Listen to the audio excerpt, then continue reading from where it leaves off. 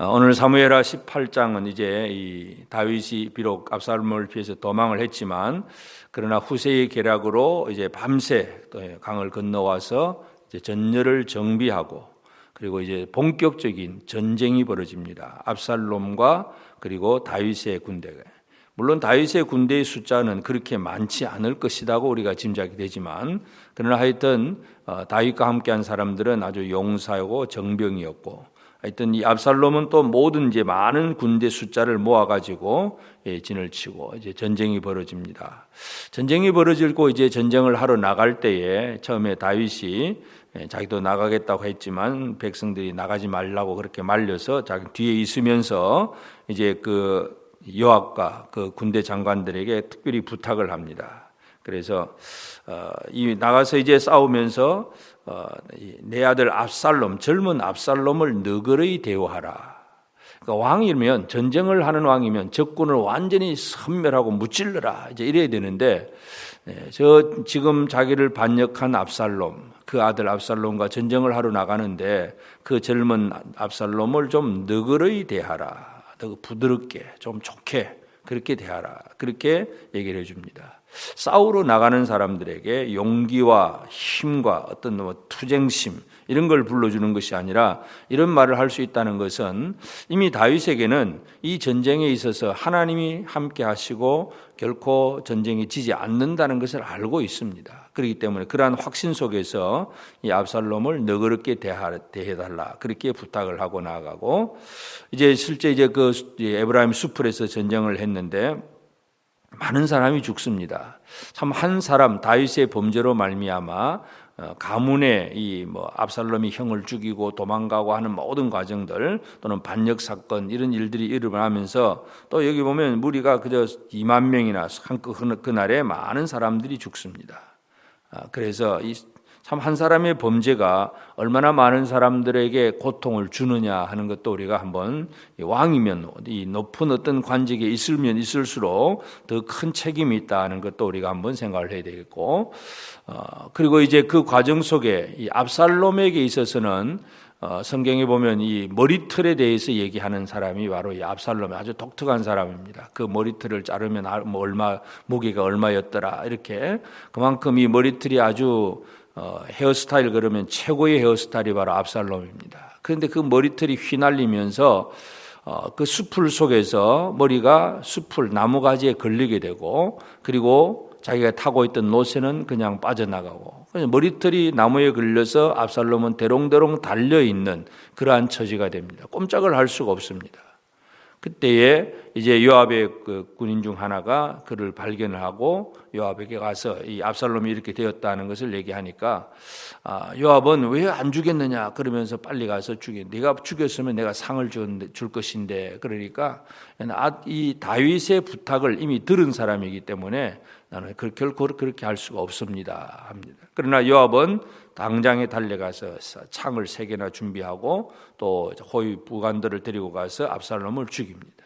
그리고 이제 그 전쟁이 끝납니다. 그래서 압살롬은 참 이 아버지를 반역해서 왕이 되려고 했다가 이제 그렇게 쓸쓸히 죽고 그 다음에 이제 압살롬은 원래 자기를 위해서 한 비석을 만들어 세워두는 것은 원래 이 압살롬에게도 아들이 있었습니다. 그러나 그 아들이 이미 다 죽었기 때문에 자기의 이름을 전할 후손이 끊어지는 그런 광경이기 때문에 이 압살롬은 자기를 위한 비석을 하나 만들어 두었는데 그것이 바로 그 왕의 골짜기에 있었고 하여튼 압살롬은 그렇게 망합니다.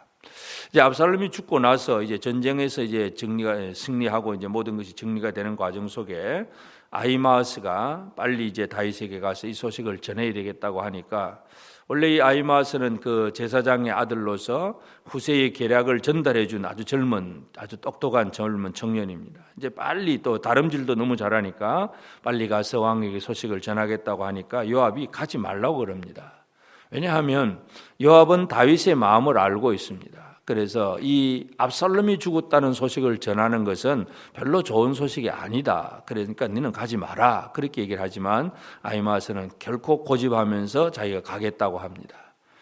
그리고 그래서 요압이 할 수 없이 보내지만 하여튼 이 압살롬의 죽음이라고 하는 소식 전하는 것은 별로 좋은 일이 아니다. 상을 받지 못할 것이다. 그런 얘기를 하고 다른 구스 사람을 먼저 또 보냅니다. 그런데 이 아히마아스는 어떤 열정을 가지고 이 구스 사람보다 더 빨리 달려서 다윗에게 가서 소식을 전합니다.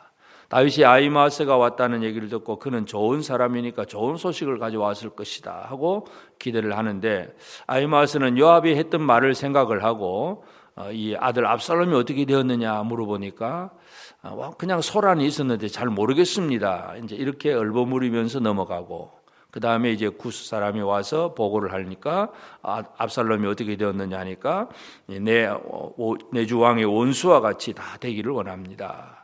그러면서 그 청년 압살롬과 같이 다 죽기를 원합니다. 이런 식의 보고를 하고, 그래서 이 압살롬의 죽음의 소식을 들었던 다윗은 마지막 절 33절에 보면 왕의 마음이 심히 아파 운 2층으로 올라가서 우니라. 그가 올라갈 때 말하기를 내 아들 압살롬아, 내 아들 압살롬아, 차라리 내가 너를 대신하여 죽었다면 압살롬 내 아들아, 내 아들아.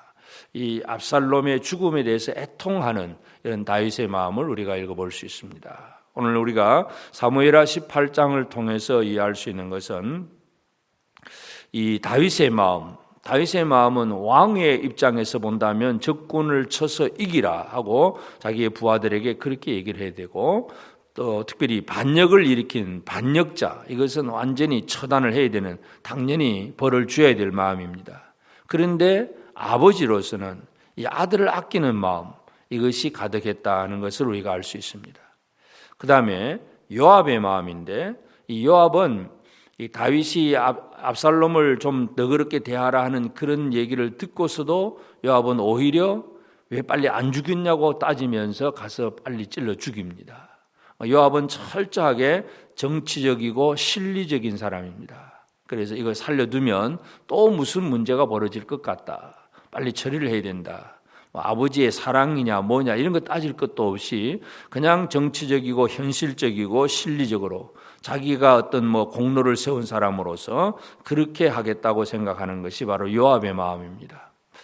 아히마아스를 보면 이 아히마아스는 그저 어떤 이 다윗의 마음을 알고는 있지만, 그러나 또 요압에게 그 소리를 듣기도 했지만, 하여튼 이 감정, 우리가 이겼다 하는 소식을 빨리 전해야 되겠다는 거, 감정에 휩쓸리고 또 다름질을 잘하는 뜨거운 열정으로 빨리 움직이는 그런 청년의 모습입니다. 그래서 이 압살롬을 무너뜨리는, 압살롬과의 전쟁에서 이기는 그 과정 속에서 오늘 이 아침에 우리가 묵상할 것은 아버지의 마음, 다윗의 마음과 그리고 늘 현실적이고 정치적이고 자기 실리적인 계산만 하는 요압의 마음과 알기는 알지만 그러나 그냥 뜨거운 열정만 가지고 감정적으로 움직이는 아히마아스의 마음, 이런 것들을 한번 비교를 해보면서 참 이 다윗의 마음이 왜 성경에 이렇게 기록되어 있을까 하는 거, 특별히 이것은 하나님께서 하나님 아버지의 마음이 어떤 마음일까 하는 것을 우리에게 보여주는 그런 그림자 같은 마음이 그런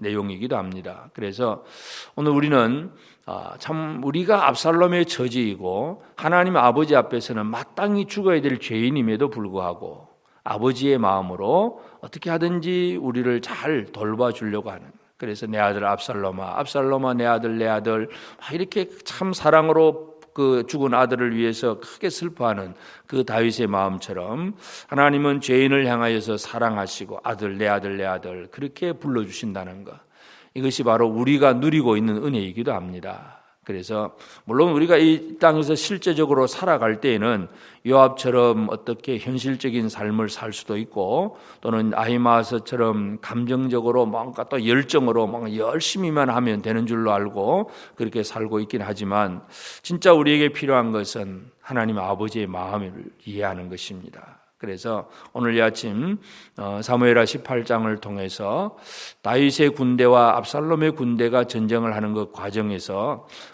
그 죄의 결과로 많은 사람이 죽기는 하지만, 그러나 다윗은 끝까지 그 아들을 향한 이 안타까운 마음, 사랑의 마음, 긍휼의 마음이 있었다는 것, 이 마음이 바로 하나님 아버지의 마음일 것이다 하는 것을 우리가 다시 한번 기억하면서, 우리가 이 땅에서 현실적으로 열심히 또 살아가긴 하지만 결코 잊어버려서는 안 되는 것은 바로 하나님 아버지 마음입니다. 이 마음을 품고 오늘도 우리는 참 우리를 향하여서 또 주신 하나님의 은혜를 기억할 뿐만 아니라 내가 누구에게 은혜를 베풀어야 될 것인가, 아버지 마음을 품고 또 누군가를 사랑하고 용서하고 품어줘야 될 그 대상이 누구인가를 다시 한번 기억하면서 오늘도 하나님 아버지의 마음으로 우리가 다시 한번 이해하는 자로서 그 마음을 품고 또 다른 사람들을 향해서 사랑하는 마음, 긍휼히 여기는 마음, 불쌍히 여기는 마음을 가지고 하나님의 마음을 실천해 나갈 수 있는 우리의 모든 성도들 꼭 되어지기를 바랍니다.